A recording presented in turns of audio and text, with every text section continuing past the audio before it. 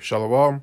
I'd like to start this lesson by saying Kahala Yahweh, Bahashem Yahweh Shai, Bahashem Rakak Kadash. Double honors to the apostles of Great Millstone and to the hopeful elect pushing his word in truth and sincerity across the four corners of the earth. This lesson, we're just going to be going into spiritual sacrifices, right? Because we are a living sacrifice, living spiritual sacrifice. And to be a living sacrifice, right, spiritually, we have to be clean. Now, I'm not sure about how much people know about the Vikings, because I like to talk to them about them a lot because, they were Jakes, and part of their culture, the Viking culture, is that I think it was every 9 years, they basically went to a certain place, like a holy place in their, religion, you want to call it. And they sacrificed 9 males and nine males of every kind, including humans, right? But these humans that they sacrificed they didn't pick any random human, right? They had to be special. They had to be someone that was in their faith, who believed in their gods 1,000%, without wavering, was a righteous man according to their religion, basically a holy sacrifice. They were pure according to their religion, right? Now, they were Jake, so they still had that spirit, even though they were wrong, obviously. You're not supposed to be doing that, but nonetheless, the point is that we are living spiritual sacrifices. So to be living sacrifices, to be deemed worthy of the Yahweh Shem Shai, we have to be clean, right? We have to be clean. You can't sacrifice something that's dirty, deformed, evil, right? You're not gonna sacrifice that, right? Even like these what's it called? These what do we call them? I guess the wicked, these Edomites that do wickedness, like at Bohemian Grove and stuff. Like majority of them, they do sacrifice. A lot of times they sacrifice like virgins and stuff like that because virgin hasn't been they're deemed clean, so to speak. Right now they're doing it physically. You're not supposed to do that. Right, you're not supposed to do that. The only person that did that was in righteousness was Yahweh Shai that died on the cross. Right, died for all the sins of Israel and more importantly the elect, right? But now we're living sacrifices, so we're not going to die because Yahushua died, right? His blood was sprinkled on Israel, right? So he died, so we're not going to die. That's what we call living sacrifices, okay? But the point is that living sacrifice, if using Yahushua's example, the best example, he was clean, he was perfect. He had no wicked thoughts. He never did anything wicked. He never made a mistake. He was righteous. That's why he was a perfect sacrifice, the best sacrifice. After him, we didn't need any sacrifices because who else are you going to sacrifice after him? Who else? Who else is there going to be that's going to be deemed worthy as a sacrifice to the Most High? There's no one. There's nobody. Right? But we are living sacrifices nonetheless. So if you're one of the elect, the hopeful elect, we have to follow in Yahushua's footsteps. Right? So we need to take it seriously. Like every thought that we have, everything, anytime you have a wicked thought that comes in your mind, you need to cast it out. Pray and keep it moving. Because you can't, in the truth, you're not going to I don't have wicked thoughts, don't jump in my mind. You're still in these fleshly bodies. Right? These bodies are wicked. So they're gonna put thoughts in your head. Right? And you have to be able to discern to know that's a wicked thought. Right? That's wicked. And cast it out. Right? So we're gonna start off at Romans 12:1. I beseech you, therefore, brethren, by the mercies of Yahweh, that you present your bodies a living sacrifice, holy, acceptable unto Yahweh, which is your reasonable service. So what does the word holy mean? We know what a sacrifice is, but what does the word holy mean? I mean, you should know what a sacrifice is. Strong's G40. Hagios. Hagios. Hagios. Most holy thing, a saint. Okay, let's go to the etymology of the word. Holy. Old English, halig, holy, consecrated, sacred, godly, ecclesiastical,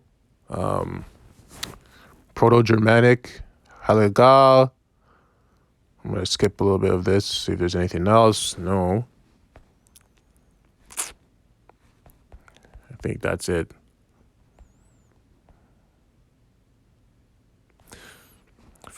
Okay, I can read one of these. A sacred place or pilgrimage.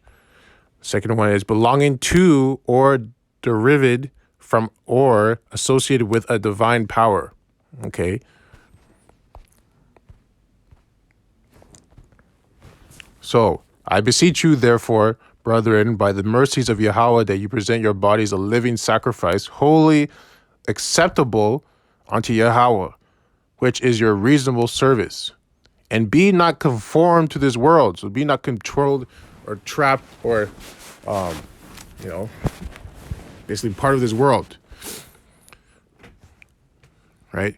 But be ye transformed by the renewing of your mind, that ye may prove what is that good and acceptable and perfect will of Yahweh. Right? So it starts in your mind, because that's where that's where everything happens, right? Whether you want to, indulge and binge and gluttony, right? Eating too much food when you don't need to be eating, right? Even that, I go that far with it. That's me personally, right? Gluttony, overeating, because that's a demon. That's a demon. I see it as a demon because, that's not balanced. Overeating. When you're sitting there, I'm full, my stomach, your stomach feels like it's about to explode. That's gluttony. That's a demon because it's not balanced, like I said. And, with your thoughts, the way you act, your actions, the way you say things, having your emotions controlled, all of it. You have to be perfect. You have to be aiming to be perfect. Right?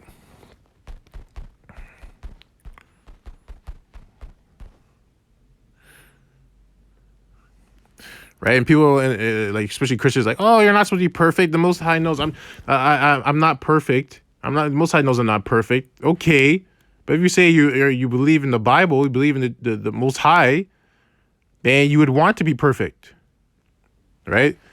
Matthew 5:48, be ye therefore perfect, even as your Father, which is in heaven, is perfect. Right? And even right here it says, and be not conformed to this world, but be ye transformed by the renewing of your mind, that ye may prove which is that good and acceptable and perfect will of Yahweh. Okay, so when Christians you're not supposed to be perfect, you're just supposed to try your best, do your best. The Most High knows who I am, right? He accepts everybody. Fuck. Yeah, it's just funny. Just gotta laugh. That's why they're gonna be destroyed, because they don't know anything. They err not knowing the scriptures. Okay, 2 Corinthians 10:1. Now I, Paul, myself beseech you by the meekness and gentleness of Yahushua, Hamashiach, who in presence am base among you, right? But being absent and bold toward you. Right? So he's saying when in presence of Yahushua, he is a base man compared to Yahushua. But since he's not here, he has to be bold. He's bold towards them, right? Because he has to speak boldly. So they listen to him. They hear him. Speak with authority, right? But I beseech you that I may not be bold when I am present with that confidence, wherewith I think to be bold against some, which think of us as if we walked according to the flesh. So he'd rather be bold, right? Because he's still their brothers, right? They're still Israelites. So he's like, I'd rather be bold towards the people that think we walk into the flesh because they're the enemy. Really. Right? For though we walk in the flesh, we do not war after the flesh. Right? So though we walk in the flesh, we don't war after the flesh. So we're not fighting after fleshy things. Right? For the weapons of our warfare are not carnal, but mighty through Yahweh to pulling down of strongholds. So weapons of our warfare, this battle, this spiritual battle that we are in, they're spiritual weapons, not physical weapons, right? And the Most High, we use these weapons to the Most High, Yahweh Shem Shai, to pull down strongholds, whether it's strongholds of lies, like who the Israelites are, who the Edomites are, all the nations, who's in power, the lies of like what's really going on right now on this planet, pulling down those strongholds, the lies in our minds, the brainwashing that's been happening since you were a kid with all these television shows and school from these wicked elite, all those strongholds, every single one, you're bringing on strongholds in your mind, everywhere, right? Casting down imaginations, right? So imagination in your mind, and every high thing that exalted itself against the knowledge of Yahweh, so anything that basically goes against the Most High and puts himself over the Most High, right? And bringing into captivity every thought to the obedience of Yahweh Shai, Hamashiach. So every thought that you have that's wicked, it's bringing it into captivity, right? And obedience of Yahweh Shai, Hamashiach, which was making it either casting it out, basically casting out the wicked thoughts and having righteous thoughts, okay? Because you bring another way you can say is like bring every thought to obedience. So you have a thought, it's being filtered and cleaned by the spirit of Yahweh Shem Yahushai, right? And having in a readiness to revenge all disobedience when your obedience is fulfilled. So that even that means like, readiness to revenge all disobedience. So everyone who's been disobedient, you can say it in one sense where, disobedience is to rebuke them. Someone that's going against not doing the right thing, being disobedient to Yahweh Shem Yahushai is rebuking them and telling them what the right thing is, right? Also, you can look at it as like all disobedience is like everyone on the planet, everyone that's wicked. So when our obedience is fulfilled, when we are finally, the hopeful elect are taken into the chariots and changed and they come back, we're gonna come back and revenge all the disobedience. So everyone that was being wicked, we get to what's the word I'm looking for? Recompense, right? Because they need to be judged for their wickedness. The majority of people are going to be judged anyways with the missiles, but we are going to get our bodies changed. We're going to come back, right? So that's it on that. We're going to go to 1 Peter.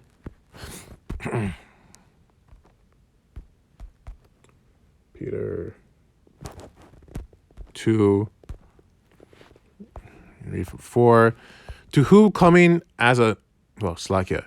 1 Peter 2 and 4. To whom coming as unto a living stone, disallowed indeed of men, but chosen of Yahweh and precious, ye also as lively stones are built up a spiritual house and holy priesthood to offer up spiritual sacrifices acceptable to Yahweh by Yahweh Shai HaMashiach. Okay. I mean, that's self-explanatory. But,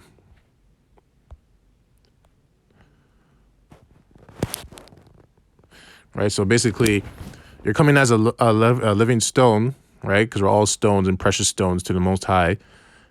Disallowed indeed of men. So you're being disallowed in the sense of you're like the men of the world, right? Basically don't accept you because you're different, because the Most High chose you, right? But chosen of Yahweh Shai and Yahweh Shem Shai and precious, right? Because you're chosen from the Most High, right? Ye as lively stones are built up a spiritual house. So we're building up a spiritual house, the house of Israel, and a holy priesthood, right? Holy priesthood of the brothers, to offer up spiritual sacrifices, because we're living sacrifices acceptable to Yahweh by Yahweh Shai, Mashiach, right? Wherefore also, actually, that's it on that. So we're going to jump to 9.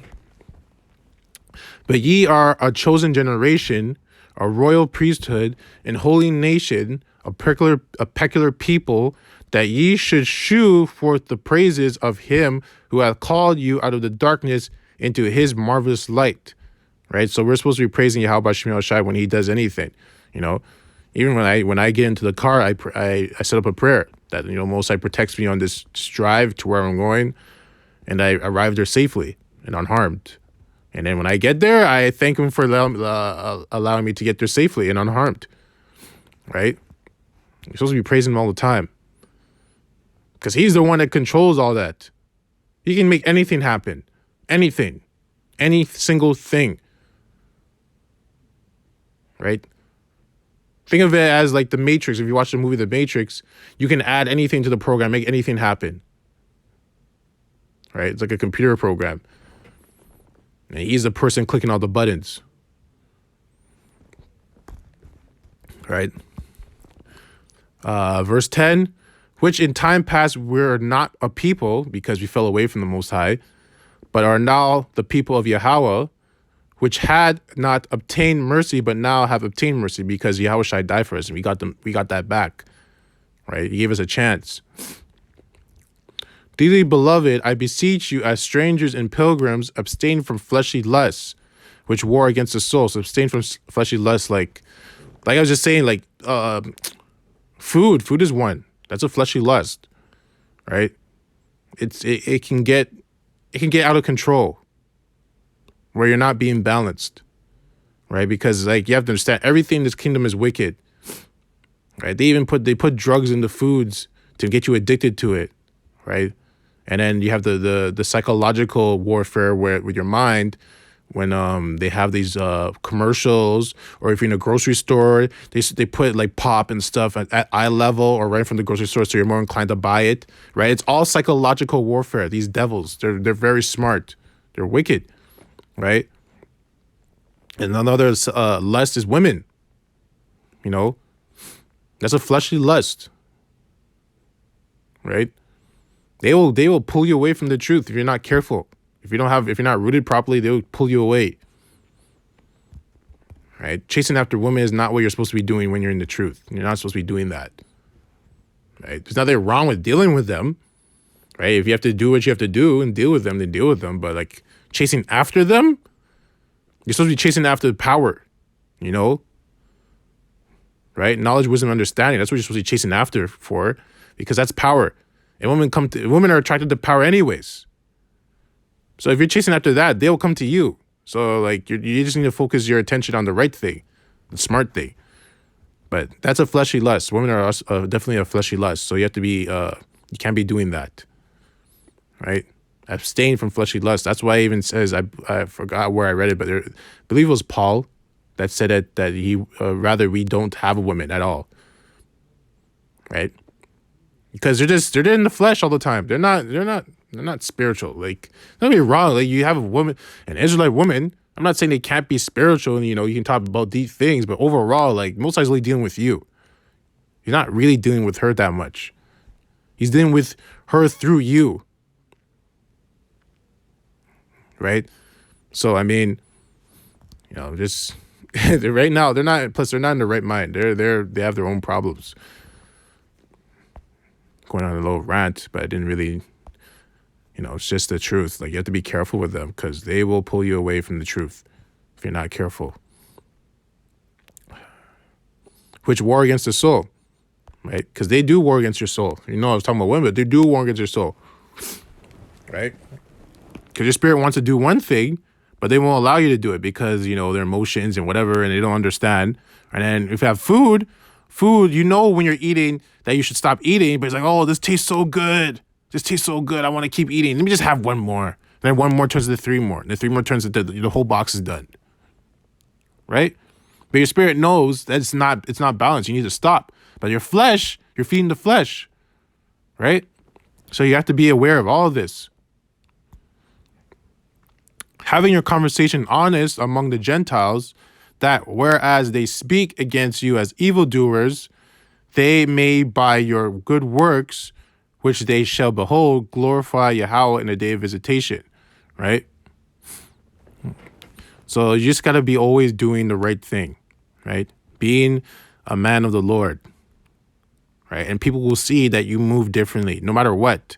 Even if, for example, even if someone has wronged you, for example, if a woman has wronged you and you still have to deal with that woman, let's say you work with her, you still got to have your emotions in check, right? Have your emotions in check and just, go about your day, because, a lot of people don't understand, like, not just for women, but just in general, like, when you can control your emotions, even in these serious situations, emotional situations where people would be emotional, you're showing the difference between a man of the Lord and a man of the world. Because the man of the world will get emotional and upset and get mad and not have his emotions in check and just release his emotions in that moment because he wants to.